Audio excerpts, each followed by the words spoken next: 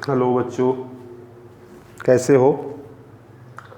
12th class के बच्चों को आज हम पढ़ा रहे हैं effects of dielectric on the capacitor. ठीक है ना। देखिए, इफेक्ट्स ऑफ डाइलेक्ट्रिक में डाइलेक्ट्रिक तो हम बता दिए थे, ग्लास, प्लास्टिक, पेपर, रबड़, ईटीसी, इंसुलेटर। इसमें आपका फ्री इलेक्ट्रॉन नहीं रहता है जी, हमेशा आपका पेयर ऑफ इलेक्ट्रॉन प्रोटॉन रहता है, बाउंडेड में रहता है। तो ये आपका डाई इलेक्ट्रिक स्लैब हो गया, एक प्लस एक माइनस। ठीक है, अब देखो तो इसमें क्या कहता है, ये डाइलेक्ट्रिक हो गया। अब इसमें हम लोग ऐड कर रहे हैं, that means parallel plate capacitor में। देख लो, यह प्लस क्यू चार्ज, ये माइनस क्यू चार्ज, दोनों के बीच सेपरेशन, यानी इस पर ये प्लस, ये आपका माइनस। इसमें आपका इलेक्ट्रिक फील्ड प्लस से माइनस की ओर होता है जी, और यह E बराबर क्या होता है, सिग्मा बाई एप्सिलॉन नॉट। ठीक है ना।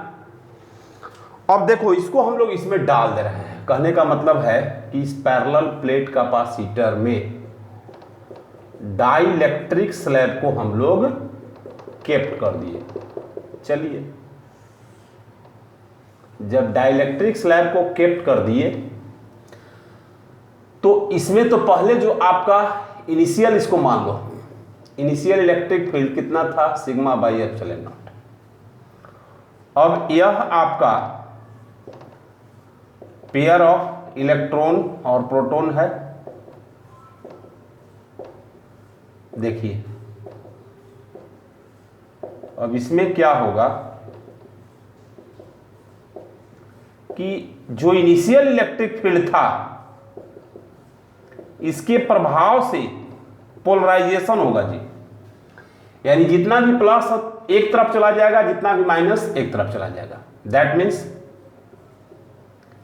ये आपका ऐसे होगा। ये आपको तुरंत नहीं हो पाता है, थोड़ा सा टाइम टेकिंग है। ये डाइलेक्ट्रिक स्लैब, यही डाइलेक्ट्रिक है। अब क्या होगा सो देख लो, इसका जितना भी प्लस है ना, एक तरफ जाना चाहेगा, यानी पोलराइजेशन ऐसे मान ली घूमना शुरू कर दिया, ऐसे।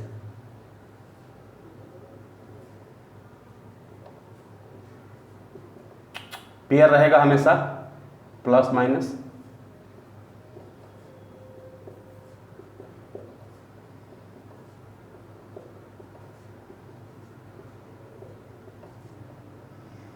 फाइनली आपको दिखा दे रहे हैं, पूरा आपका माइनस एक तरफ आ जाएगा।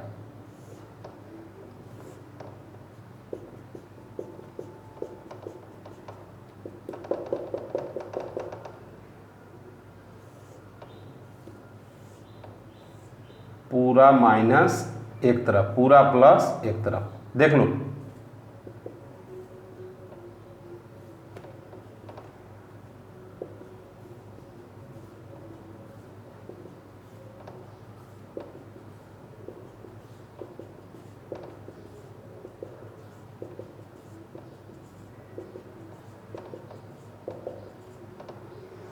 पहले आपका इनिशियल इलेक्ट्रिक फील्ड कितना था, सिग्मा बाई एप्सिलॉन नॉट। अब यह पोलराइजेशन हुआ, इसके कारण आपका इलेक्ट्रिक फील्ड इधर की ओर आ गया जी। इसको बोलते हैं ईपी। इसको क्या बोलते हैं, ईपी। देखो, polarised electric field, polarised electric field. तो यहां नेट जो इलेक्ट्रिक फील्ड होगा ना, E बराबर E not minus EP. Clear है। तो ये आपका रिजल्टेंट इलेक्ट्रिक फील्ड हो गया। इसका मतलब रिजल्टेंट इलेक्ट्रिक फील्ड घट जाता है जी, इलेक्ट्रिक फील्ड। ठीक है ना। तो ये आपका आ गया। अब इसमें हम लोग लिखेंगे व्हेन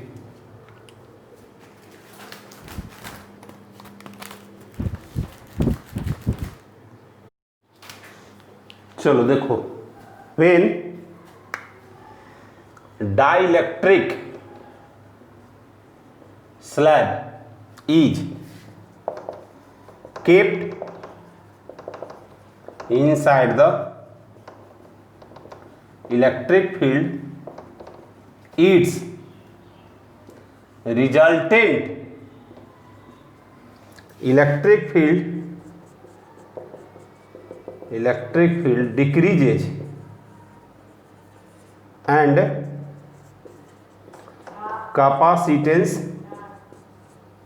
increased। ठीक है ना, तो ये इसका फिगर हो गया। क्लियर है? अब इसके बाद इसका हम लोग निकालेंगे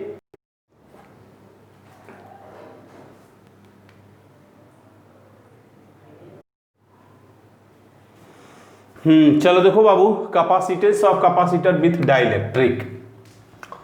हम लोग जनरल आपको ये दोनों भी आई है, ये भी आता है, निकाल चुके हैं। ये आपका पैरेलल प्लेट कैपेसिटर है, ठीक है ना। ये दोनों का सेपरेशन डी है, इस पर प्लस क्यू चार्ज, इस पर माइनस क्यू चार्ज। यहाँ इसको हम लोग अर्थेड कर दिए हैं, और ठीक है, इसी में हम लोग डाइलेक्ट्रिक डाल दिए हैं। ठीक, देख लो, डाई इलेक्ट्रिक। क्लियर है ना? डाइलेक्ट्रिक में देखिए, पहले आपका इधर आपका इनिशियल जो फील्ड था वो सिग्मा बाई एप्सिलॉन नॉट, इधर जो आपका है ईपी जो है polarised electric field, polarised electric field.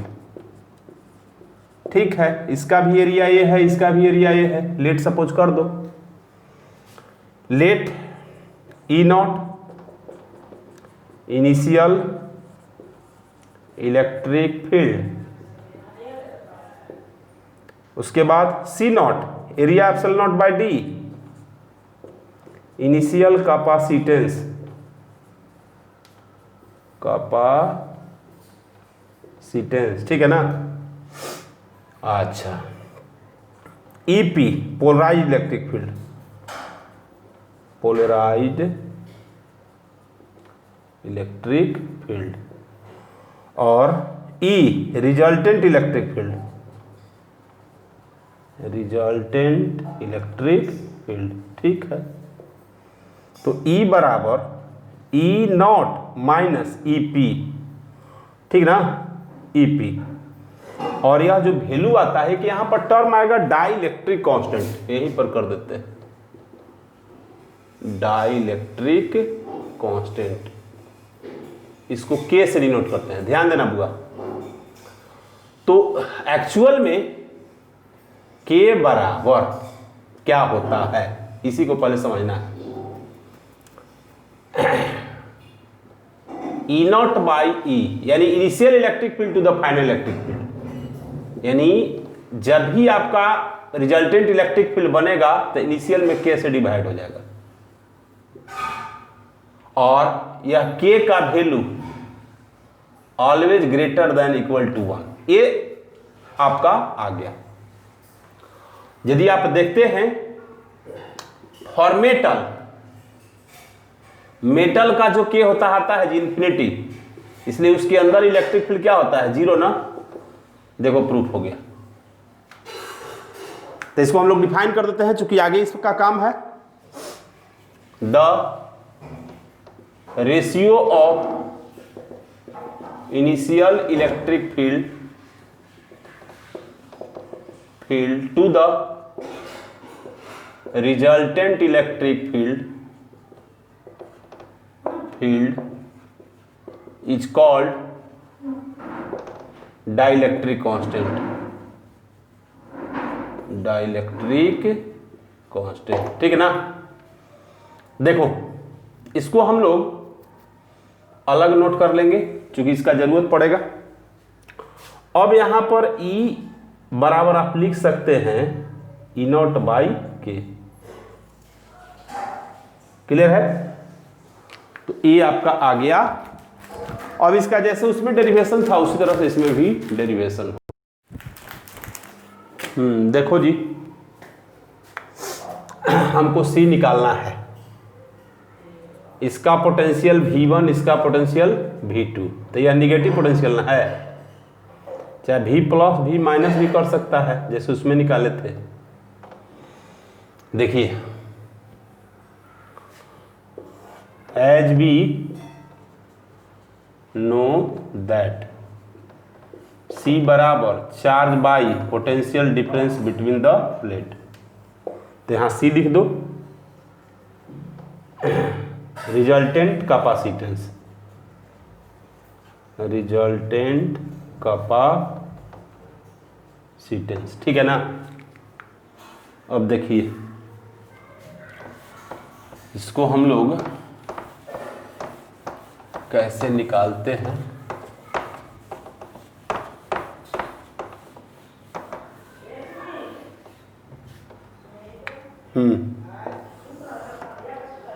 देखो तो now PD between the plate, याद होगा आपको कितना, E डॉट dr, dv कर दो, dv इज इक्वल टू, देखिए E तो आपका मालूम है, तो E dr सेम डायरेक्शन, हालांकि माइनस ले लो ज़्यादा अच्छा रहेगा, माइनस से होता ही है। तो E बराबर E नॉट बाई के, E नॉट बराबर sigma by epsilon naught into के, तो E हो गया sigma by K epsilon naught into dr। ध्यान देना, यहाँ है आपका लोअर पोटेंशियल, यहाँ आपका अपर पोटेंशियल, यहाँ है आपका देखो D, चूंकि आपका फर्स्ट A है, सेकंड प्लेट A है, उसी ऐसा, अरे क्या हो गया 0, तो dr का r हो गया, dv का v हो गया, v lower v upper, minus minus हटा सकता है, देखो लिमिट बदल देंगे, तो sigma by K epsilon naught dr का r 0 से d, upper limit minus lower limit is equal to sigma by K epsilon naught dr का r 0 से d, तो v plus v minus is equal to sigma by K epsilon naught into कितना d minus 0, और sigma बराबर लिख दो charge by area, ए ना। तो यह पोटेंशियल डिफरेंस निकल गया जी, चार्ज बाई के into area into epsilon naught into D. अब इसका वैल्यू इसमें पुट कर दो आंसर आगे, ठीक है, देख लीजिए।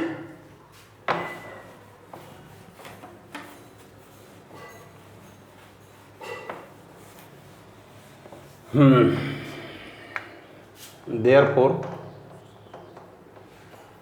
C equal to charge by potential difference between the plate, तो चार्ज पोटेंशियल डिफरेंस Q और D ऊपर चला गया, K area epsilon not, Q cut गया, तो K area epsilon not by D, clear है ना।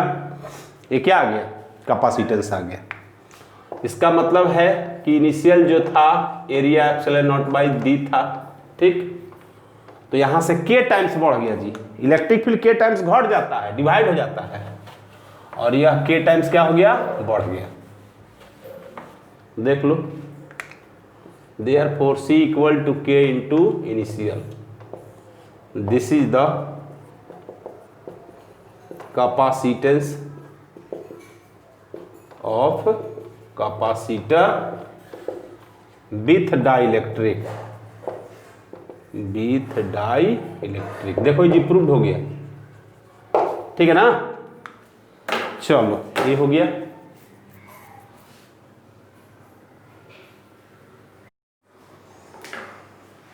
देखो बाबू, हम लोग को निकालना है equivalent capacitance from the given figure, a figure first, a figure second, a figure third. ये फिगर में टोटल आपका जो प्लेट है डी दूरी पर सेपरेटेड है, ये पॉजिटिव हो गया, निगेटिव हो गया, लेकिन उसके एक्स दूरी पर आपका डाई इलेक्ट्रिक डाला हुआ है। डाई इलेक्ट्रिक समझ गए ना, glass, plastic, paper, rubber, etc। और कुछ पोर्शन में, यानी देखो यहां से यहां पूरा डी एक्स में डाल दिए तो ये डी माइनस एक्स बच गया, तो यह विथ डाइलेक्ट्रिक हो गया, विदाउट डाइलेक्ट्रिक हो गया।